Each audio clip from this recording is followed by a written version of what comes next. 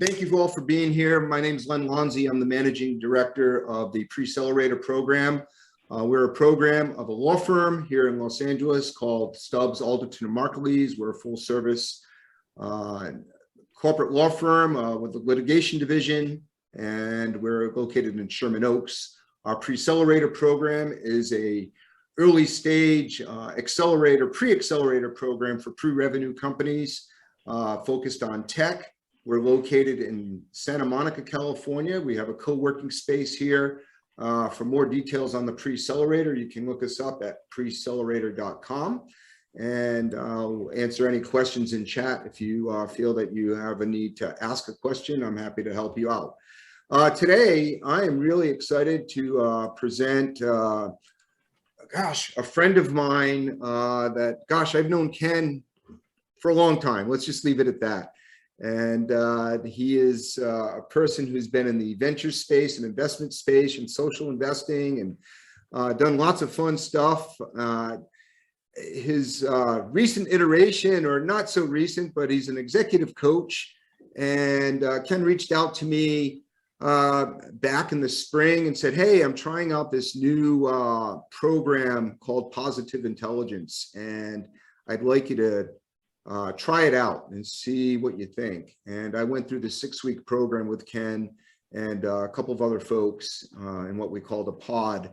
And it was a remarkable experience. It was transformative, and it's allowed my mind to be more productive and to really focus on the big rocks of life and make sure that I am doing all the things I can to fulfill my own personal journey and also the things that I'm doing in business. So with that introduction, Ken, I'm going to showcase you and let you start.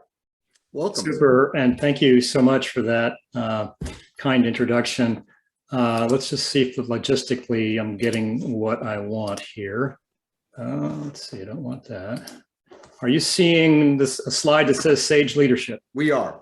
And nothing else, like notes? Nothing else. No notes. Okay. All right, great. So in this mode, unfortunately, I don't really see the rest of you, but I'll assume you're still there somewhere. I think I can still see the participant count. So if it starts dropping precipitously, I know something's going wrong. And oh, you know what? When I talk, it is being transcribed on my screen. That's on your side. Yeah, well, it's a little annoying, but I'll see if I can deal with it. Great. Anyway, thank you all for showing up. I see a lot of entrepreneurs there, a lot of people in startup companies. And I'm here to talk to you about a concept known as Sage Leadership, and to help you look at the question, are you scaling yourself as fast as your company?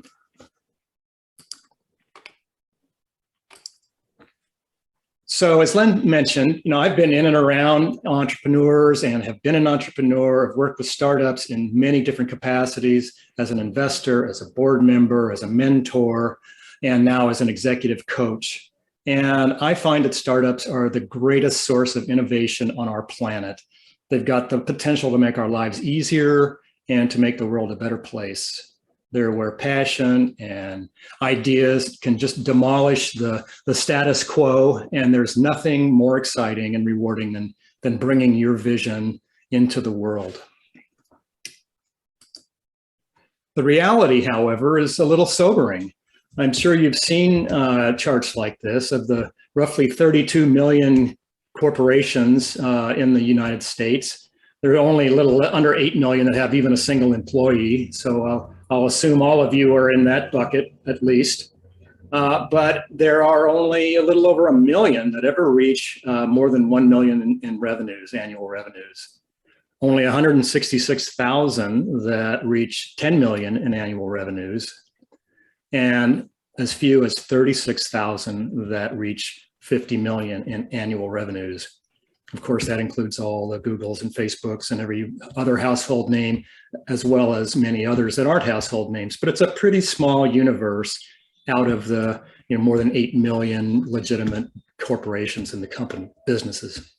So the question is, what makes this difference?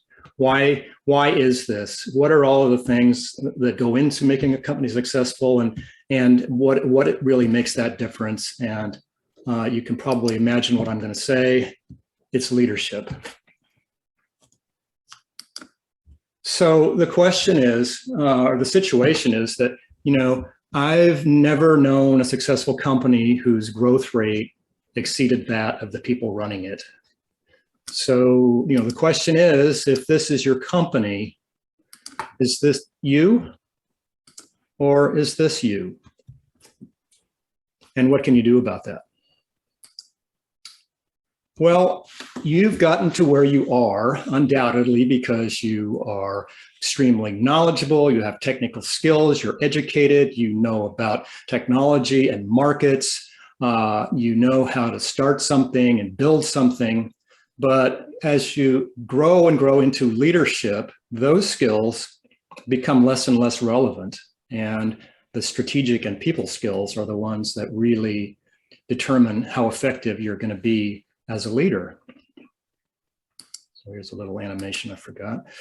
So how do leaders develop? This is a depiction of an iceberg.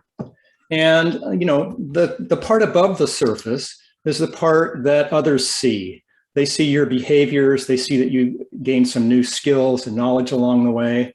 They don't come from more education and more training, however.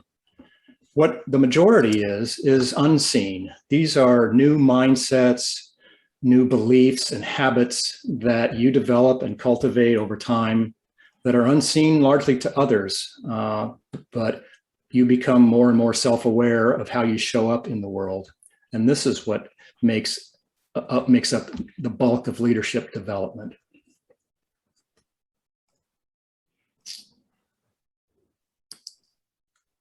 So I'm going to give you a few insights throughout this presentation on neuroscience. And the first one of this is that our brains have 3 times more circuits that are dedicated to detecting threats than rewards.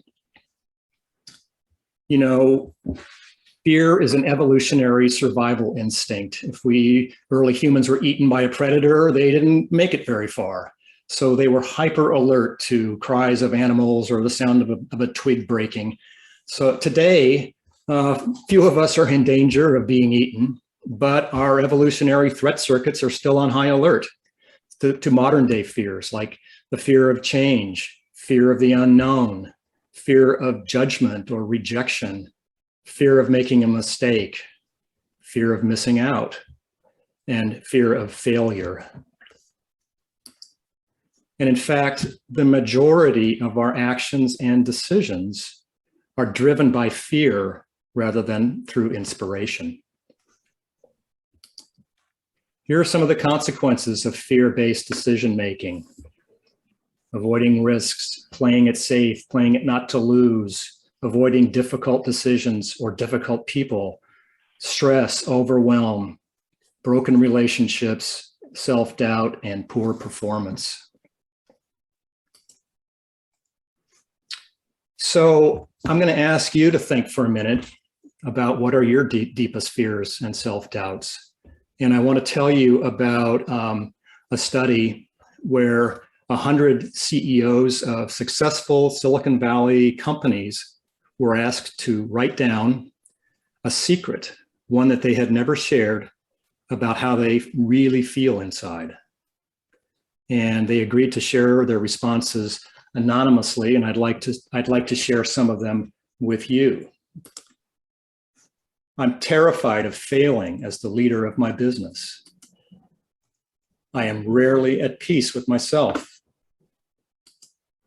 I fear dying at an early age from overwork and stress. I feel very sad and lonely, and the antidepressants I'm on don't seem to be helping. I battle with constantly ranking and judging everyone around me. I have no idea how to truly connect with my son. I'm self-destructive and I don't know why. I don't love myself very much. I often feel like I'm a fraud. I wish I could run away for 1 year and just be alone. I'm afraid of ending up like my father, who is unloved and will die alone. So just to remind you that these are the words written down by CEOs of Silicon Valley, quote unquote, successful companies.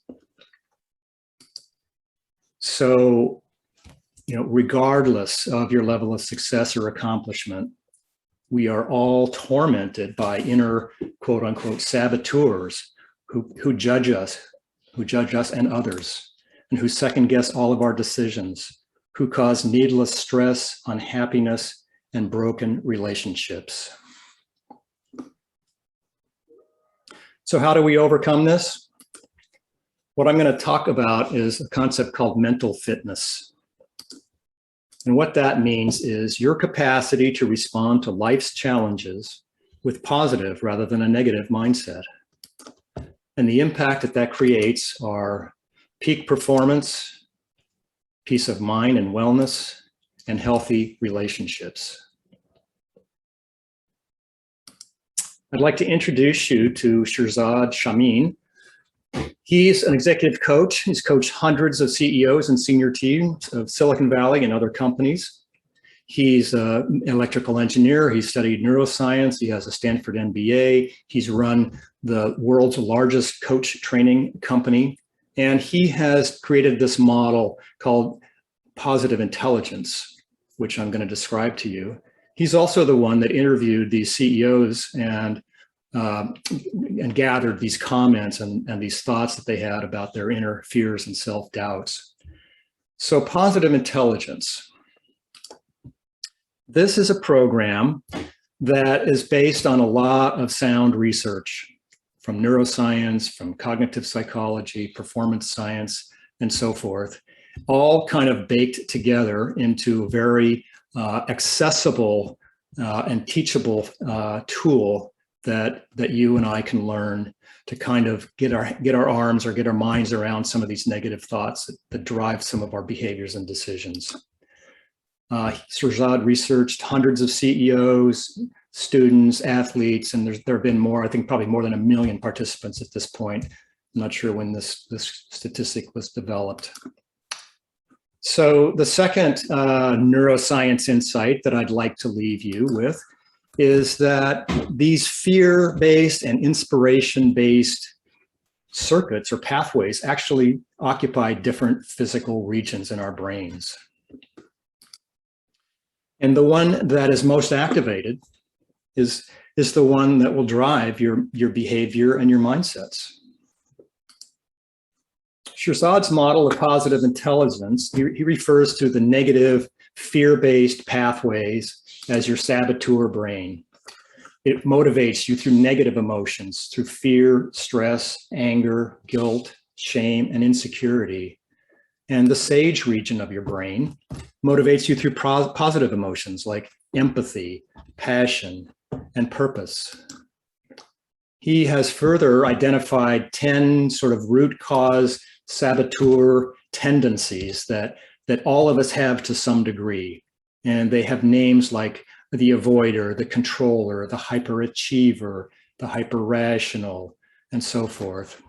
And he's also identified 5 core sage powers: empathize, explore, innovate, navigate, and activate. These are convenient labels. Of course, we don't actually have regions in our brain called the avoider or the controller, but these are behaviors that, having studied hundreds of thousands of individuals and really kind of using factor analysis, distilled their mindsets into these few categories that are representative. They're metaphors, if you like. Everybody has, to some degree, all of these saboteurs. We all do, but I think that you can go, and I'll give you the information later, you can go online and take a free assessment to see where you are and get some insight into each of the ones that seem to be most affecting you. And you'll find, as I have, that everyone's pattern is a little bit different. I would imagine that almost everyone on this call has pretty strong hyperachiever, saboteur, but these other ones show up to varying degrees. Mine, hyper-rational, was near the top of mine. And everyone that I've met with has a little bit different pattern, which is really, really interesting and makes a big difference to how you show up to yourself and to others. So let me just give you a few examples of the personality type or the behaviors, the mindsets that might be brought on by some of these so-called saboteurs. A hyperachiever is one who is dependent on constant performance and achievement for self-respect and validation. They tend to be workaholics. They tend to never stop. They never stop to celebrate their success because they're already worrying about the next one. And what this causes, in addition to a lot of stress and anxiety, is that they lose touch with their deeper feelings, their deeper self, and their ability to connect with others. Someone with a strong controlling saboteur, that's someone who takes charge and takes control. And sure, they achieve some temporary short-term results, but it at the cost of relationships, of empowering their people, of happiness and well-being, and the cost of letting go and achieving with even less effort. A hyper-rational, like myself, intense and exclusive focus on the rational processing of everything, including relationships. So people tell me that I'm cold and distant and intellectually arrogant. I don't think of myself that way, but now that I understand what's going on, I'm becoming more aware of it and how that affects my relationships in work and in life. So the question that many people ask is, well, aren't negative emotions good for you? Don't they give me drive, ambition? Don't they give me the ability to get things done? Here's a good way to analogy to explain that. So just like a hand on a hot stove, pain is useful. It alerts you that something's dramatically wrong, but leaving it there doesn't serve you any purpose. How often do you replay a conversation in your mind over and over and over? Or maybe it's a situation that you're anticipating. Do you wake up in the middle of the night, replaying these tapes, wishing you'd said something different, anticipating something in the future? It's like keeping your hand on a hot stove. Staying in this negative emotion just hurts your ability to see clearly and to respond with empathy, with curiosity, with creativity, and laser-focused action. What then is the alternative? Well, it's to emphasize the so-called sage part of your mind. This is the part where, we generate positive emotions, where we have clear-headed focus, where we're creative, we look at the big picture, and we're able to take decisive action. How can we weaken our saboteur energies and strengthen our sage leadership? This brings me to the third neuroscience insight, and that is that you can literally rewire your brain. There are so many research papers on this now. We used to think that only as a child could we learn new things easily. We're finding out that is completely wrong. You can create new pathways. If you do a search on like meditation and brain activity, you'll find hundreds of thousands of research papers citing the fact that you actually generate new matter in your brain, and you reinforce new circuits. So meditators know this, but so do musicians and so do athletes. There was a study done on a group of professional basketball players where they divided them into three groups. One group went out and practiced free throws day after day for a week. One group didn't go anywhere, but they sat and they practiced free throws in their minds day after day for a week. And the third group didn't do either of those. Well, the group that came out and practiced came out on top, but only by a small amount. The group that did no practice, but merely replayed this over and over again in their minds, they were almost as good as those that came out and practiced. So neural connections, we know that they're strengthened through repetition and they're weakened through disuse. There's a common aphorism in neurology that says neurons that fire together wire together. There's really no doubt about this anymore.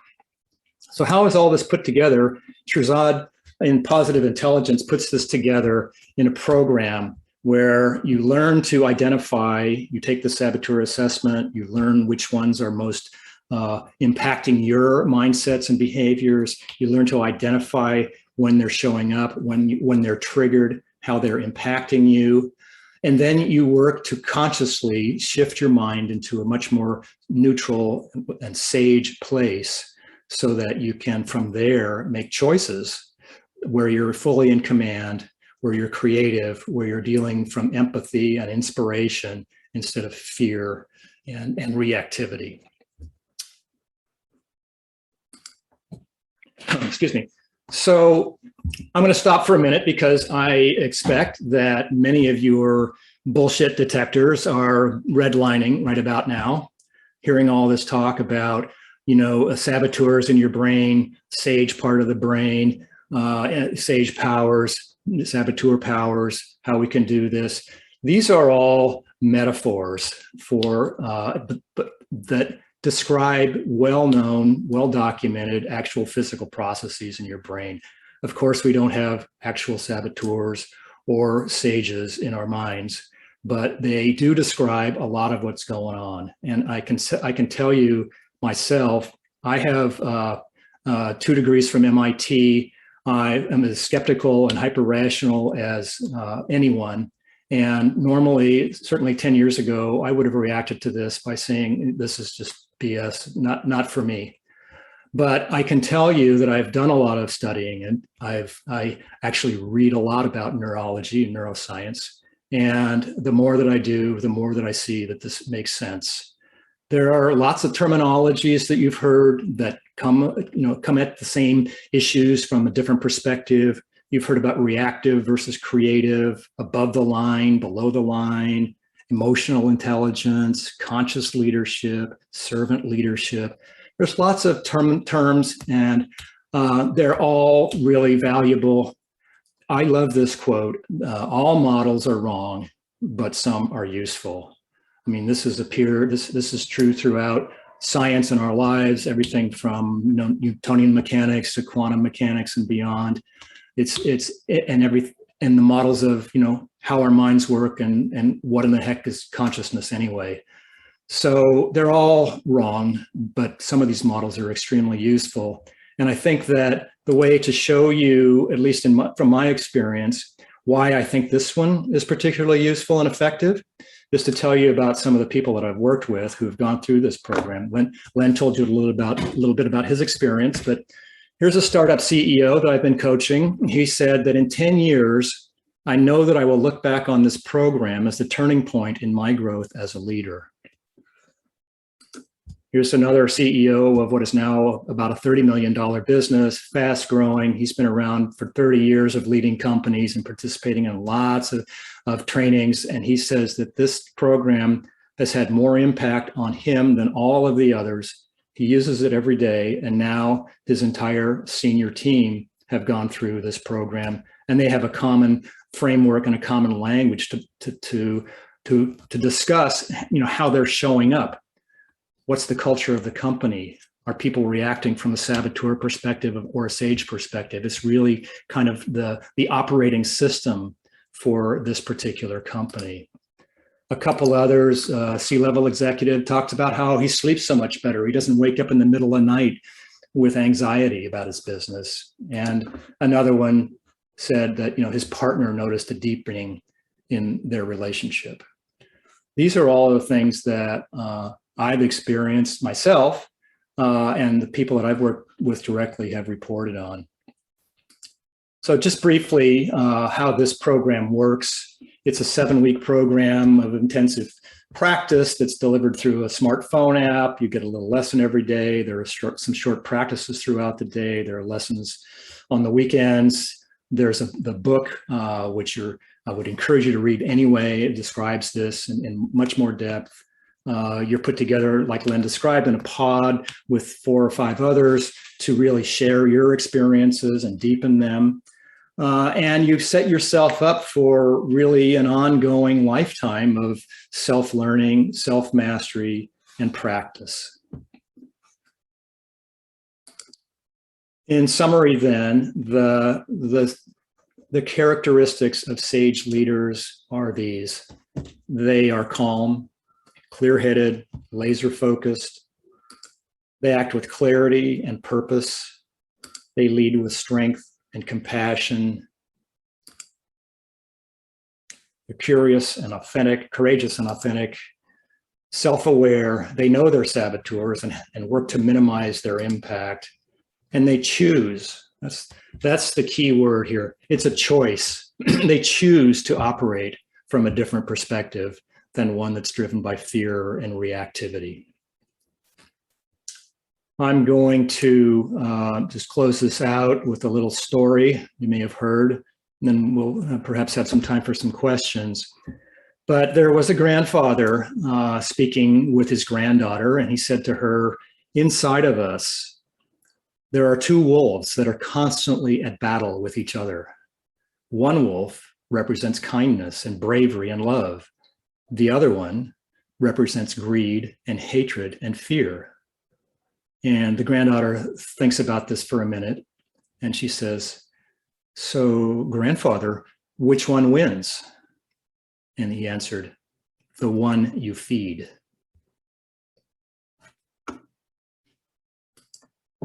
So this is my last slide. Here's some contact information for my company, Growth Leaders.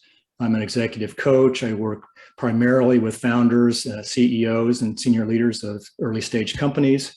And I am licensed to deliver this program, and I do so now in all of the coaching, one-on-one coaching that I do with senior leaders, because I've seen kind of like that iceberg that I showed you earlier, that, creating new insights is only about 20% of the journey of becoming a leader. The rest of it is an internal game. And, knowing yourself, knowing the impact of some of the negative reactive self-talk that you have, and finding a way around and through that is really the key to your growth as a leader. All right, I'm going to go off share and see if anybody's left. All right, 17. not terrible, huh? No, we only lost one person, I think, through the presentation. So does anybody have any questions? Feel free to unmute yourself and just to ask it directly. So what are the authors that you read about neuroscience? So what's her name? Barrett, Jennifer something Barrett. She's written this book called 7.5 Short Lessons About the Brain. And she's written another one that I think was just so powerful, called How Emotions Are Made.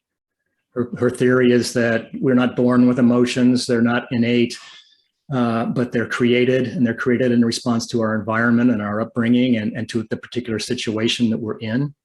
Drawing a little bit of a blank on her brain, but on her name. But if you look up 7.5 Lessons About the Brain, that's a really great place to start. You can read it in an afternoon. Excellent. Just read 1,000 Brains. What's it? Jeff Hawkins.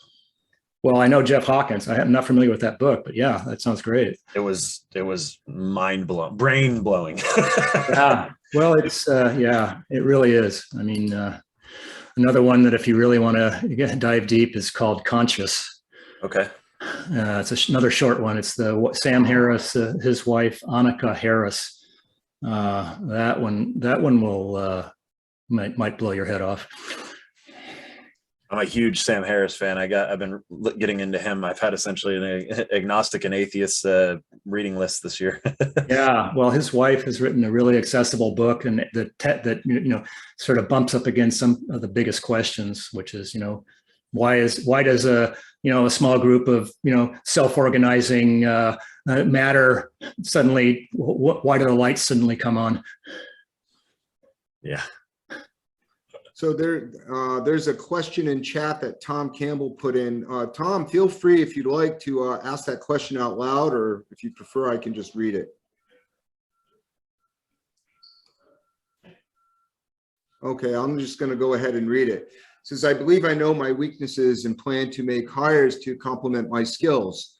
My experience is good for hands-on development and concept development for securing patents, but not in the day-to-day running. So maybe you can comment on how to best judge candidates to help lead the company to its next level of growth. Well, that's your toughest and most important decision, is who do you hire in your company, as I'm sure you know. And I don't have a great there is no one answer to that.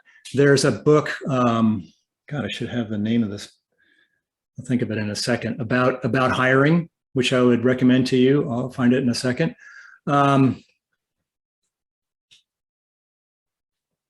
I think that, it's not perfect, but the best predictor of future success is past success.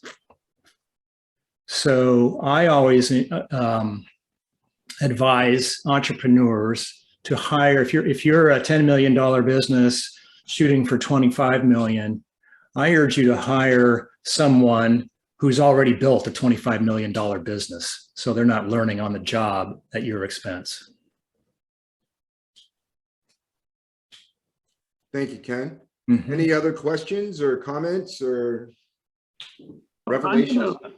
I have a quick question. Thank you for the presentation. Very, very interesting. So my question was about the app, going through the app program, and then the mentorship that you would provide. Can you talk a little bit more about that? How does that work together? Yeah, what I do is, for the most part, is work with leaders one-on-one, where we look to define what their goals are, what their areas for growth are, what they want to achieve, what's holding them back. And we meet regularly to talk about that. I've found that pairing that with this app, this positive intelligence, really it makes it last. It's so much more sustainable than just the coaching alone. So I generally do them hand in hand, but as a standalone, this program is around $1,000 that I would pair you with a few others, so that you're in a group, you're in a pod, so that it helps to keep you accountable and helps you sharing. And then you get access to this app, which has content daily for 7 weeks, and it has it builds upon itself. It has a weekly video lesson where you learn about concepts, and then you have practice daily where you learn a short lesson, and you have opportunities throughout the day to try those. And at the end of that 6 weeks, you've really got a good grounding. It's not like it ends. It's sort of like going to the gym for an intensive 7-week program, getting conditioned. Great.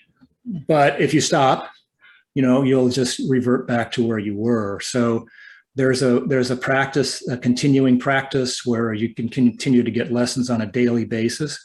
And now when I coach the leaders that I work with, there's almost never a conversation that doesn't touch on some aspect of this, some lesson that he or she is working with to get control of their reactive tendencies and move more into creative ones.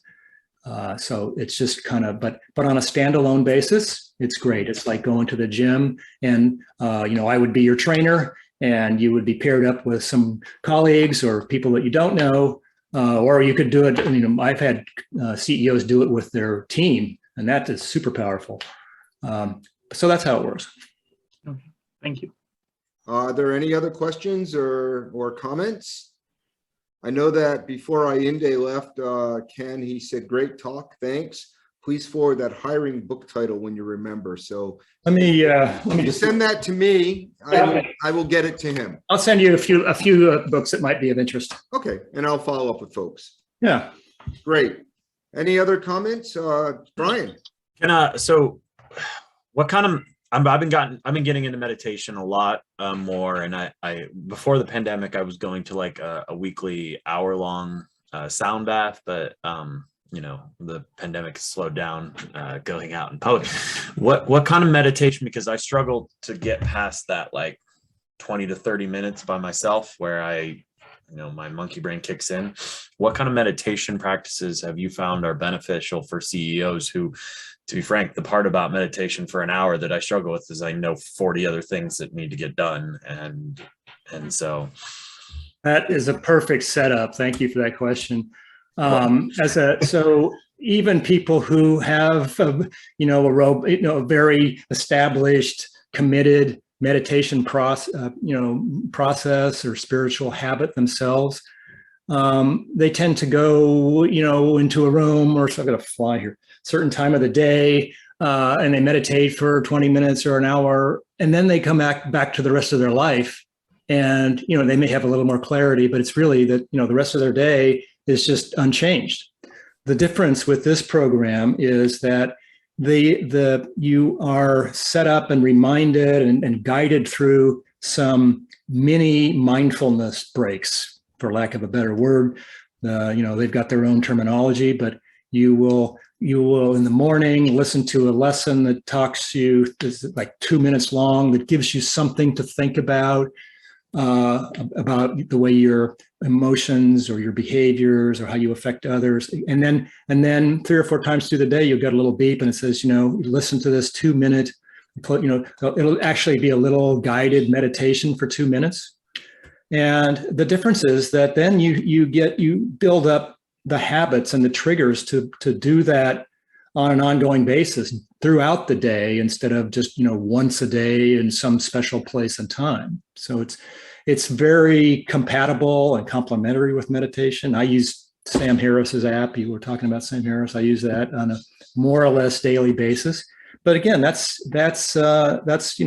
10 minutes in the morning, but then I've got this to look forward to, just little intervals throughout the day. And that's what it is. You need to break up this pattern that you have where your mind is just, out of control. I mean, if you've ever tried to meditate, like I say, you realize you're not in control of your mind at all. And once you realize that, you think, oh man, well, I think maybe I ought to pay attention to that.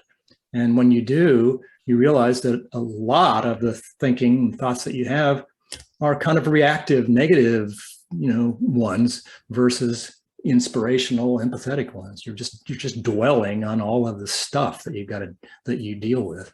So this is a way of, kind of breaking up that pattern throughout the day, guiding you gently back to a more peaceful, natural state. And then you go right on the rest of your day. It takes 2 minutes.